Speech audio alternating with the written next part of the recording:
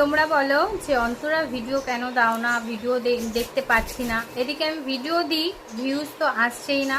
কখন ভিডিও ছেড়েছি, এর আগের ভিডিওটা একটু দেখে এসো। শর্ট ভিডিওই এখন দিচ্ছি, বড় ভিডিও তো দিচ্ছি না। বড় ভিডিও দিলে মনে হয় 1-2 জন দেখবে, তার বেশি দেখবে না। শর্ট ভিডিওর অবস্থা খুবই খারাপ। আমি শর্ট ভিডিও, এর আগের ভিডিওটা একটু গিয়ে দেখে আসো। 20টা ভিউজ হয়েছে, 2টো লাইক হয়েছে, 2টো কমেন্ট হয়েছে, যেই দিদিরা করেছে।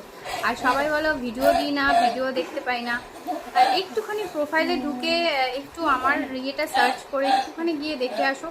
কারণ কি, সত্যি কথা বলতে এটা আশা করি না আমি। তার এভাবে যদি চলতে থাকে তাহলে খুব শিগগিরই আমি বন্ধ করে দেবো ইউটিউব করা। কারণ কি, সত্যি কথা বলতে ভিউজ, লাইক, কমেন্ট না হলে সত্যি মন করে না।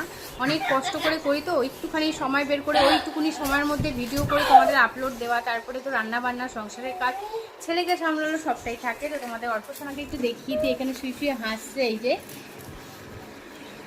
যে শুয়ে শুয়ে হাসছে এখানে। তো সত্যি কথা বলতে মন মেজাজ এর জন্যই ভালো না, আরও ভালো না এই কারণেই যে ভিউজটা আসে না বলে। আচ্ছা ঠিক আছে, তো ঠিক আছে, চলো, এটাই বলার ছিল। যদি পারো একটু ভিডিওগুলো দেখো, তাহলেই হবে। একটা লাইক কমেন্ট করো, কমেন্ট না করলে বোঝা যায় না কে দেখলো কে না দেখলো।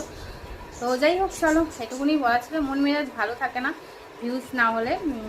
আর এরকমভাবে বললামই তো চলতে থাকলে ইউটিউব টোটালি বন্ধ। চলো টাটা। শুধু তোমাদের জন্যই আমি করি, যাতে আমারও কিছু লাভ হয়। আর তোমরা ভালোবাসো, তোমরা না 1 সেকেন্ড দেখতে পেলে বলতে থাকো অন্তরা এখনও ভিডিও দাওনি কেন। তো শুধু তোমাদের জন্যই মেনলি আমি করছি। আর তোমরাই যদি ভিডিও না দেখো তাহলে আমার ভিডিও করা বৃথা। চলো টাটা।